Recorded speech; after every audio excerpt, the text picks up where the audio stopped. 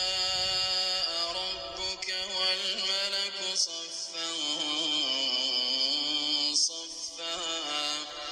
وجيء يومئذ بجهنم يومئذ يتذكر الإنسان وأنى له الذكرى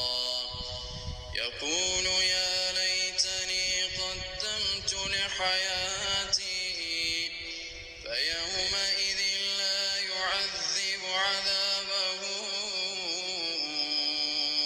أحد ولا يوثق وثاقه أحد يا أيتها النفس المطمئنة ارجعي إلى ربك راضية مرضية فادخلي